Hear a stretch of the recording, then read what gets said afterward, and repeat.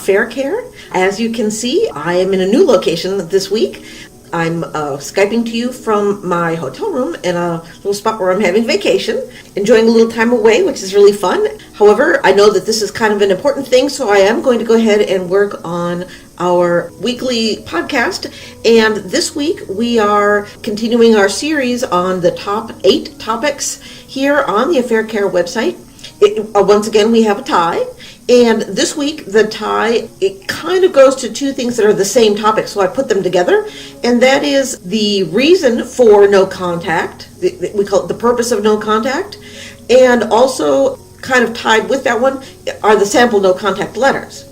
So I wanted to talk to you this week about no contact. So we'll be talking about why no contact is so important, how it should be immediate, absolute, and permanent, and then maybe some sample ideas of what some no contact letters should be like.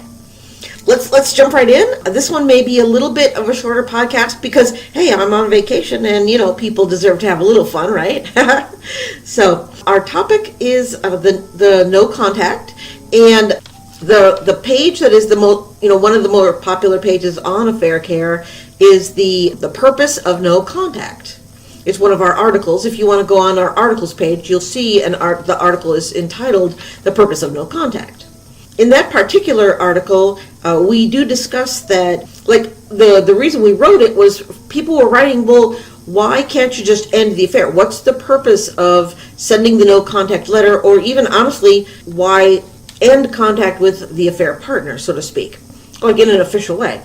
And there are actually several good reasons for this. The first that springs to my mind is that when you're in an affair, you're actually living in a world that is it's a fantasy. You are carrying on a fantasy in 2 worlds.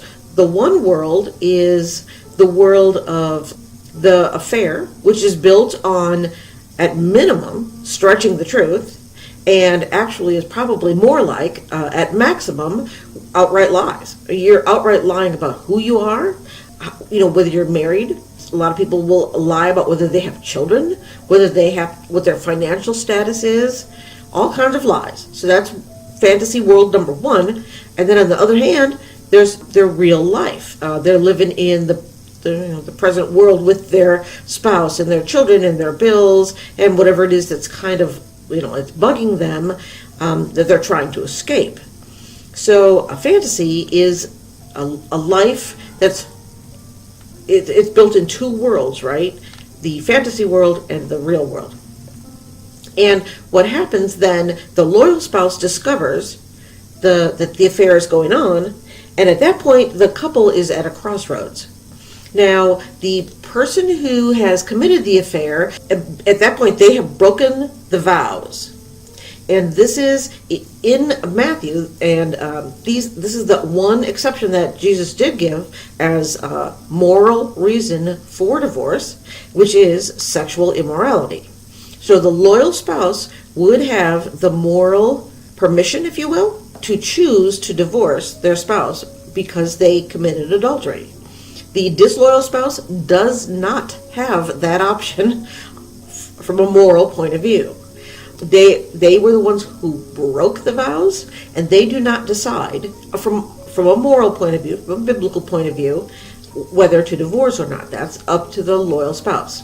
Now, loyal spouses, I will say that Jesus has told us to love our enemies and to forgive. I do believe if it's possible and you can choose that, I would encourage you to consider reconciling. A lot of times loyal spouses want to reconcile, but unfortunately a lot of times what loyal spouses really want to do is to, quote unquote, make it the way it was. And it's never going to be the way it was anymore. So once that affair is discovered, the couple is at a crossroad, and the loyal spouse is the one who's going to be deciding whether to reconcile or not.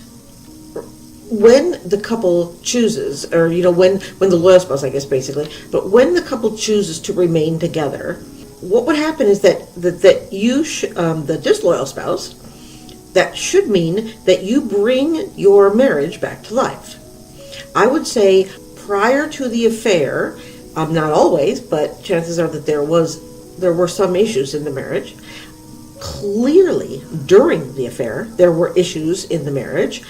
And now that you've hit the crossroad, you're at this spot, if you choose to remain together, what you need to do is to breathe life back into your marriage and bring it back to life. Okay, so you have a chance when you are choosing to remain together to teach your children by the way that you live and the way that you act what real commitment is. It's not easy. If you make this choice that you're going to remain together and you're going to reconcile, it is, for both spouses, it's not easy. The loyal spouse is going to have to look at themselves, look at their side of the road, see if there's any things they need to clean up, and admit where they need to look at themselves in the face of the fact that their spouse went outside the marriage. And that's really hard because honestly, most people don't want to look at themselves. They want to point the finger and blame someone else. Likewise, the disloyal spouse is going to have to humble themselves to admit that they were wrong. They're also going to have to admit that they need to change and to work hard to change. They're going to have to look at themselves and look at identifying, what did I do wrong? And not only stop doing the wrong, but start doing the right.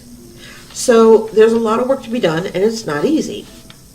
Reconciling means that you're committing to some painful decisions and some painful processes, such as, I will continue to work at this until I get it loving you right.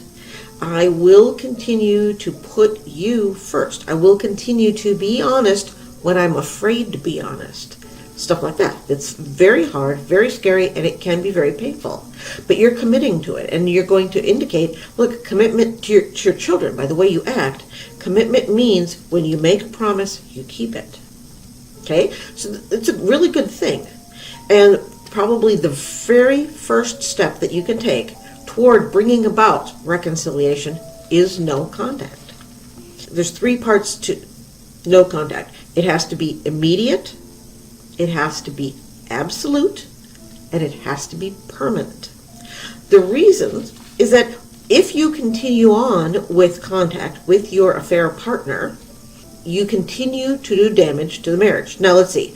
There was already a nuclear bomb dropped. It's already rubble.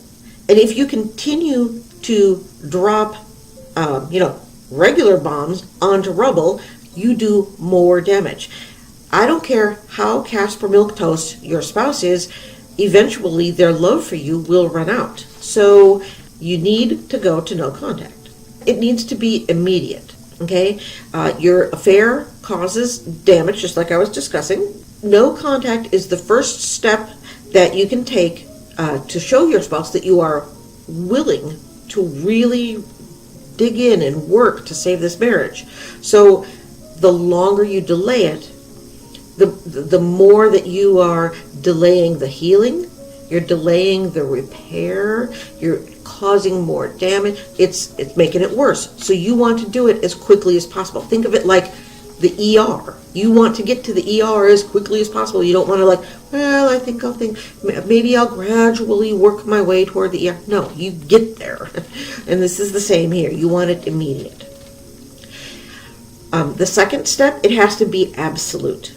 What I mean here is a lot of people think, well, wouldn't it be more empathetic if I sort of gradually tapered it off with the other person, and then we sort of mutually agreed to sort of contact less and less until finally we just sort of drift apart? And the answer is no, it wouldn't be. It might be somewhat more empathetic toward the affair partner, and I'm not saying that you should necessarily be like cruel to the affair partner, but the person to whom your honor is due and to whom you owe respect is your spouse, because you made promises to your spouse. So it needs to be absolute, and the analogy that I give is amputating an arm. If you have that kind of an injury where, like, your arm's been damaged, say, like from here on down, and it got crushed under a car, okay? If you leave the arm on and don't do any medical attention to it, what'll happen is eventually the crushed part will start getting gangrene, and the gangrene will kind of take over the body, and eventually you would die from it. It's the same thing for your marriage. What you need to do in order to save a person, if their arm has been crushed, obviously you'd rush them to the hospital, but the hospital people would evaluate and say, we need to amputate. So at that point, you don't take a butter knife and sort of gradually, a little bit cut at it, and that's what it would be like to your loyal spouse if you kind of gradually cut off contact with your affair partner. So what do? First, they anesthetize the person so that they're not in pain, and then the second thing they do is get a saw and they cut it off. They amputate. It is drastic. It is painful, but it, in the long run, is the most caring thing you can do. It's like, look, if I'm going to have to cut it off, I'm going to anesthetize you, and I'm going to cut it off as quick as I can so that the pain is lessened. And that's the same thing here. You want to do it immediately. This is the anesthetizing, because you want to minimize the damage that you're doing to your spouse. Act like you care about them. You're amputating means I'm cutting off this arm. And then you would learn to live without the arm. It's not like the arm grows back. It's not like your marriage becomes like it was. You're going to have to learn to live and adjust to a new way of living with one arm. That doesn't mean life can't be good. It doesn't mean you couldn't be happy and in love. It just means you don't have the arm. And so that's the price you pay for having an affair. So in this instance where I was saying it's absolute, you cut it off. You amputate. By not amputating, you do send a message to your spouse. You send a couple of messages to your spouse. The first one being that you're not really committed. Your mouth may say that you are, but you're not demonstrating actual commitment to them. You're actually showing your commitment, your loyalty to the affair partner. You're also sending the message that that your spouse is basically like your second choice, their plan B. If this affair thing kind of falls through, I'll fall back on you. And who wants to be like the second choice? So that's not cool. And then lastly, you send in the message that that you do not respect your spouse. This is not where you want to go to be building your reconciliation. You want to be sending the message that you respect them. Okay, then the last part, it's immediate, it's absolute, it's permanent. You will never, ever, ever, ever, ever again converse with, do lunch with, go visit, drop a line, send a message, tweet with your affair partner ever again. You, in no kind of way, have any kind of contact with them ever. The thought with this one is that the commitment is, you're never going to contact them. But like I said, when your spouse has only so much love in their fire for you. So the most Casper milquetoast spouse is going to have, there's just so much love. Well, every time you keep doing damage, it's less. Eventually, they'll run out of love. So you want to end it forever and never, ever contact them again. Not even 10 years down the road when you're just thinking to yourself, oh, I kind of wonder what they're up to. Doesn't matter. Don't look. Don't recontact them. Don't let them. If they recontact you, just delete it. I mean, you can show your spouse, but I just mean don't respond to them in any kind of way. It's best if you just leave them blocked for the rest of your life. And just a note on this one, that also means that you would end all contact with your affair partner's relatives, your affair partner's friends, your affair partner's co-workers, their acquaintances, everybody that, if you have friends on Facebook that were also friends with you're going to have to end those friendships.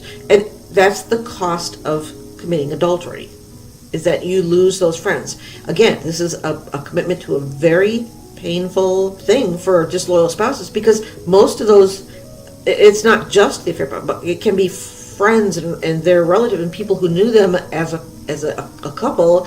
Those can be people that you kind of care about, right? And you have to say, Yes, I am committed to my spouse more than I'm committed to all these people who knew us as an affair. So when you say no contact, it's not only with your affair partner, but also with anybody else who could have a hidden connection to your affair partner. So that includes all those people, the co-workers, all those people, the acquaintances, friends, people who knew you that way. Okay, when you're ready, you're going to do the no contact. I would suggest going to, we have on the articles page, again, it's the sample no contact letters. And it's just like that, sample dash no dash contact dash letters. And we have 6 samples on there for you from which you could choose. I have sample number 2, which is kind of rewritten in fancy looking italics and stuff for sample number 6. It's like just reworded very slightly, but that's my favorite one by far, sample number 2. And that's because, we had a really big article, a blog on the Ask Affaircare where the person was saying, aren't you being kind of heartless? Aren't you, your no contact letter to the other, the other spouse, the other woman or the other man, it's so cruel. They were people too, and Jesus wouldn't ask you to be all cruel to people and stuff. Look, I want you to understand, when you write your letter, your goal is not necessarily to be cruel to the other person. That may end up being kind of how they feel, though, because what happened is they made choices in their life to become involved with someone who was not available. And unfortunately, the price of becoming involved with someone who is not available is that you are treated badly sometimes, and you are treated as less than, because from a legal standpoint at minimum, and from a moral standpoint, you don't have the standing of a spouse. A spouse has legal standing and a spouse has moral standing, and the person, the mistress or the male lover, they don't have legal standing. And so unfortunately, it's like a byproduct. When you write your letter, your goal, though, is not to humiliate or, talk badly to the other person, but rather what you want to do is to just state to them right out that the way that you acted with them was wrong, that it hurt your spouse, that you've decided to reconcile, and you will no longer hurt your spouse. Thus, you are legally indicating to them now you want no further contact with them in any way. And the idea that it's written down, then you give it to your spouse for them to review, so that they are the one who sends it. The loyal spouse sends it to the affair partner, and you put that on your email, the return address, that it's from the loyal spouse, so that the person knows, look, this isn't just, I was forced to, no. Everybody knows about this affair now. It's not a secret anymore. It's not, blah, blah, blah. And we, that is to say the two married people, are on the same team now. If there is then further, like the affair partner won't go away, they won't stop contacting, whatever, you have this letter that says, look, we asked them in writing to stop contacting. Here are all the instances where they tried to contact again. Now we need a restraining order. Because if they won't do it voluntarily and stop contacting us, we will do it legally if we have to. This is our topic this week. I know it's a little bit shorter than usual, but still hopefully a pretty good listen. I should be back at home next week for our regularly scheduled podcast. And I have to be honest with you, I'm not sure what the topic is next week because I have my notes back at home instead of here on vacation. So I look forward to seeing you again next week. If you're watching on YouTube and you have little comments, please leave them here on the YouTube channel. Or likewise, if you're kind of watching on the blog, please leave a comment. I will be happy to write back and forth with you or hear what you have to say or what you think. And then likewise, if you're listening on iTunes or Stitcher, please feel free to email us anytime. Our email is Taylor-Affaircare@gmail.com. And usually, pretty often it would be me that writes back to you, but sometimes it'll be my dear hubby, David. You never know. He's kind of quiet, but he does like to write emails. So, okay, I will see you again next week, and thank you so much for listening. Hope you have a great night. Bye-bye.